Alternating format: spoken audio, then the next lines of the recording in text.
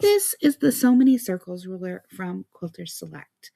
I like to begin a practice piece by marking my fabric in quarters and eighths so I have reference points. I'm starting with the 6-inch end of the circle and the alignment marks printed on the ruler, as well as some extra dots that I drew at the edge of the ruler so I could be super sure I was aligned in the right place. So I'm going to make an inner 6-inch circle here to start. I'm just going to pick up and realign that ruler as needed to get around all of the quadrants of my circle. After I've got the circle done, I'm going to go back with that same end and I am going to make some little swoops to help fill this in here. So I'm just going to go from 1/8 to the next to get kind of a cathedral window feel. And I'm going to pick up and realign my ruler using that first little 1/4 inch straight line mark to align along the edge of my circle as I continue around the outside. There are lots of lines on this ruler that you can use to echo and realign as you're working on your projects, moving from one place to the next in your quilting.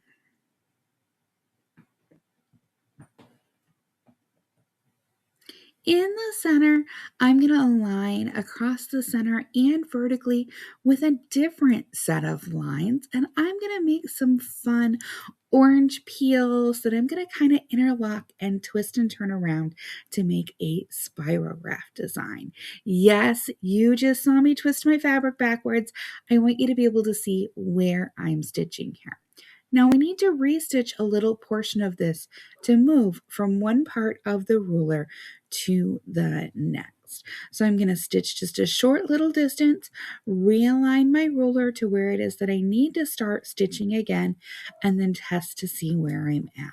When I've got it where I need it, I'm going to go ahead and stitch that next peel in there so it's ready to go. I'll continue to line this up for my 3rd and the 4th and final one in here. The great thing about the So Many Circles ruler is you get 4 circles, 6, 7, 9, and 11 inches.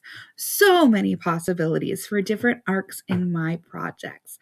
This particular design is just one of limitless designs you could potentially create.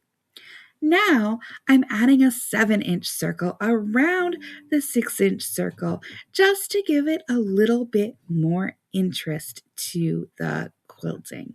And after I finish up this 7-inch circle, I'm going to go ahead and add one of the 11-inch ones outside of that. This 11-inch one would be a really great way to help frame in a 12-inch quilt square.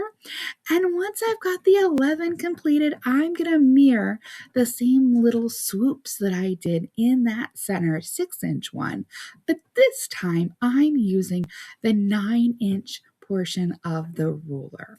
See, it doesn't matter if you use the outer or the inner edge, you can create designs with them both ways. Now, I know starting with a new ruler can seem kind of daunting and it takes some practice.